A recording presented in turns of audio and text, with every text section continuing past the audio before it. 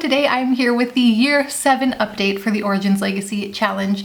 But first, I wanted to quickly apologize for the long gap. I mean, I always have a long gap in between videos, that's nothing new. But this time, I get to tell you that the excuse is that I am a mother now. Oh my god, this is my new puppy Clover. She is the best thing that's ever happened to me, but if you thought doing a PhD was cutting into my Sims time, oh my gosh, but she's the best. Like, we're figuring it out. We are on Year 7, and we started off Year 7 with a dice roll of 20, which is Founder's Spirit. The ghost of a founder comes back and inspires everyone to celebrate the past, and we get to have a special party. I can't believe we got this roll right after our first founder died. Jeanette's spirit is haunting this game. It even says that we can revive her if we want to, but I don't think I want to. I'm sorry. I know I kind of want, it's tempting because I want a redemption arc for her, but also like people coming back from the dead, like it's all a bit much. I also kind of like the feeling of a fresh start that we have with Amelia now. So anyways, we did visit the cemetery and we lit some candles.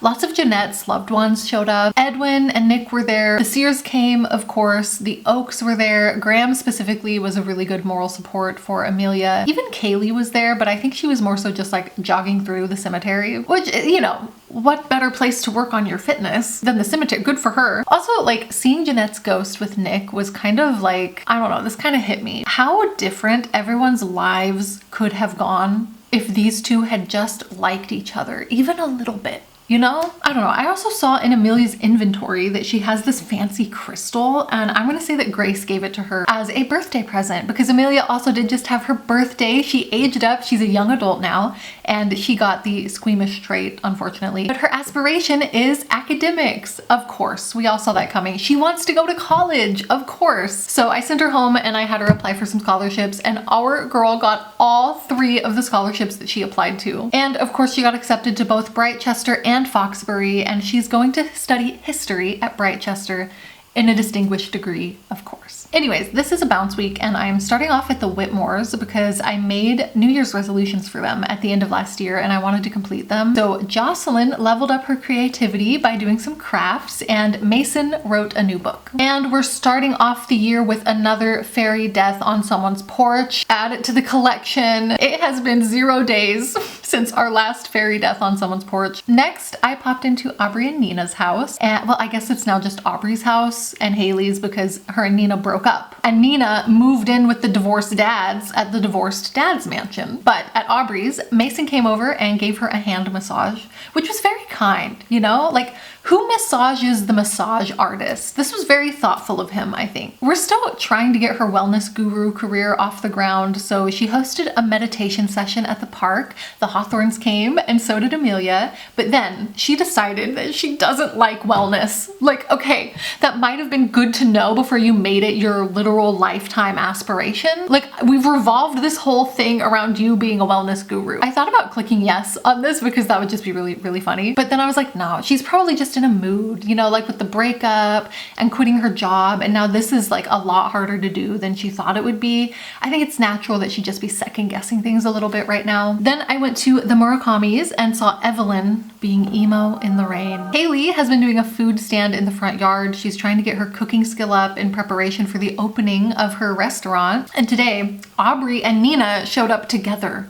Why? Like, it wasn't exactly a friendly breakup. So this makes me nervous that Aubrey is like getting pulled back into a toxic relationship. Although it is a really bold move on Nina's part to take your ex to the house of the person that you cheated on her with for a pancake date. Like, what are we doing? Also, then Kaylee got this wish to flirt with Mason. I'm trying not to read too much into it because it could just be a passing whim, but like, I don't know. She's been seeing Gabriel, but I honestly think that her and Mason would be a better match. And you know, I want him to find someone so bad. I think they could make each other more happy, but we'll see. I don't know. Also, Christopher is into thanatology. Okay. Also, he aged up and he kind of looks like Cal from Titanic, I think. To me, do you see it? Anyways, then I headed over to the Sykes. Look how cute Ryan is in his little criminal outfit. The kids have all aged up. Here's the twins, Yosef and Mateo, and the new baby, Jordan. Cheyenne aged up too. She's a young adult now, and she wants to be a nectar maker. So of course, I sent her to the park to use Mitchell's community nectar machine. She might be the first person to ever use it. Look at those stompers go. I love seeing the community resources being put to use. So then I decided to install a little market stand next to this area of the park so that anyone can come here and sell stuff. It'll be like a little neighborhood farmer's market, you know? It's so cute. And then I thought that I would go over to the Oaks because, first of all,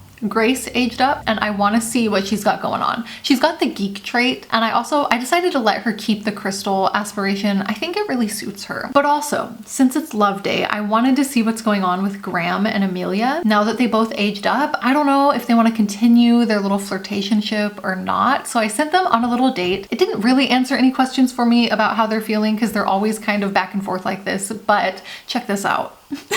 How they loaded in together as one person. Like, this is a masterpiece. The hair, the boobs sticking out of, this is what their future child could look like, you know? All right, one last stop on the bounce week. We gotta pop into the Willoughbys. First of all, rest in peace, Truman. So sad. His ghost came to visit Mitchell in the garden. Also, Astrid decided that she likes deep thoughts, which makes perfect sense for her. This family, like, they're all just hanging out on the bed. We are so blessed to have them. I gathered the teens in the park and Astrid and Carrie were chatting, and I love Stephanie in the background, like side-eyeing them. She's like, why is my brother talking to our sister's nemesis? Like, she's a little judgy of that, as she should be, I think. Also, Henry was there socializing, which was nice. Faith and Landon were there acting all cute, and Devin was cloud gazing all by himself. I personally, like, I haven't really connected much to the Sears kids, but this made me like Devin a little bit more. Also, Carrie tried to whip out the guitar again in the park, but people weren't as interested in that as whatever it was that these two were babbling about. And then Astrid and Theodore got in a fist fight, but then they just went back to normally chatting after, and I guess, like, that's siblings for you, you know? And finally, look at these two splashing in the duck pond. Jeffrey, you're disturbing the baby ducklings. But it's also cute, so I'm not mad. Anyways, on to week 2. We are with the Hawthorns, and first of all, rest in peace, Doris. These pets, I can't take the loss of all these pets at once, honestly. The good news is that Doris is also coming back to visit. The bad news is that she ghost puked all over the floor. Like, is a lot of ghost puke. Anyways, I love seeing the kids doing their homework together. Speaking of Henry, he wanted to call Stevie. He's aged up with the Elixir Apothecary wish, so I'm assuming that he's been hanging out at the Searses. You know, him and Devin and Stevie have been friends since they were kids, so I figured it wouldn't be too bothersome if he, like, goes over there and uses Ryland's apothecary table to start learning some stuff. You know, I think he would be welcome there to do that. Of course, while he was there, Devin set the kitchen on fire. And of course, the new townhouse doesn't have a fire alarm yet. So Henry had to extinguish him just in time. Now their friendship is like sealed forever. By the way, about the townhouse, this year's finally built the townhouses that we talked about. Sadly, it's a little bit too late for their plan of having, you know, Jeanette live in one and the Sears live in the other. But I figured Ryland and little Edwin will live in one townhouse, and then Stevie and Devin can have the other. I think that's like a good setup for the family. But back at home, even though Henry's a teenager now, I still kept the little play tent in his room. It's the only room that's big enough for it, and Annalise likes to sleep in there sometimes, which I think is really cute. I also finally gave Faith her adult makeover. Like, she's approaching being an elder, but she still looks so young. Even after I tried to mature her up a bit, she's still, I don't know, she has such a youthful aura. It's just her energy, you know? But I hope that this is a bit more representative of her, like, actual stage of life. Also, Annalise has the cutest voice. Listen to this. It's so cute.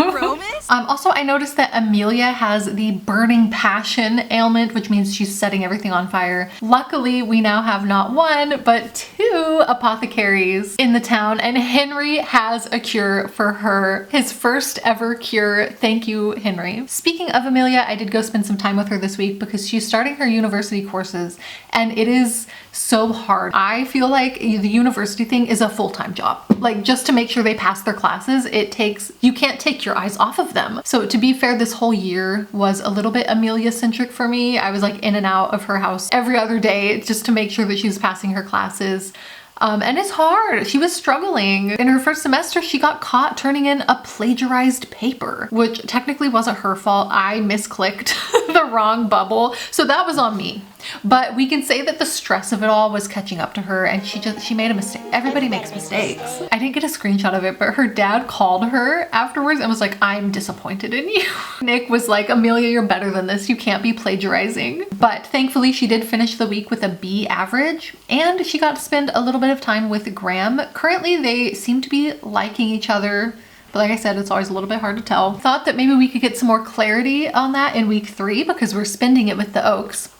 But I rolled a 5, which is the plague. The plague has come to Willow Creek, which basically means that everybody has to quarantine and stay inside their houses, and they don't get to like go socialize and hang out. It does make sense because Amelia was sick all week. We had a couple sick people the week before, but it does suck because I had so many social plans for the Oaks this week, and now we're stuck at home. So just for the vibes, I'm gonna start the week with a day at the Sears and have Ryland working overtime making apothecary cures, so that we can say like that's how we cured the plague by the end of the week, was the apothecary saved us, you know? Also, I think it would be a good reason for her to realize that she needs an apprentice and offer to mentor Henry in the apothecary arts. But back with the Oaks, Graham's vet clinic, which is an essential job, is still going well.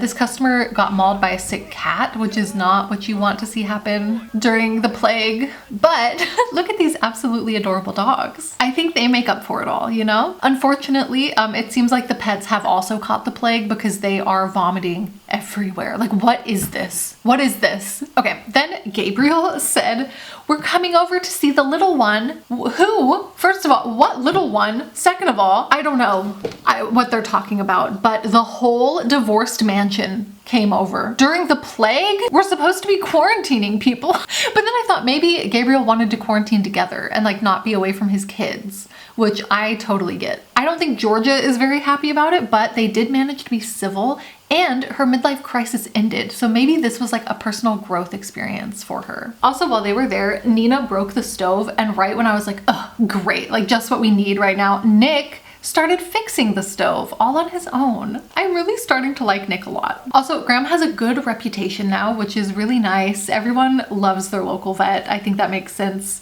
And Grace made a really pretty crystal ring. It was excellent quality. I think she might be ready to start selling her stuff, which would be so cute if she was like selling little crystal jewelry at the farmer's market thing, you know? Also, I love her and Graham together just being like cute siblings. So then week 4, we finally get to spend fully with Amelia. And right when I loaded into her house, Grace was like sitting at the door like, okay. Like I said, I've been in and out of Amelia's house already a lot this year, just trying to stabilize her grades, but thankfully they have kind of settled into a nice A- average, and I'm really, really glad that the timing worked out perfectly for us to be with her during her final semester. So I wanted to finally go with her to enjoy some university life, and she has some like wishes and aspirations to fulfill there as well.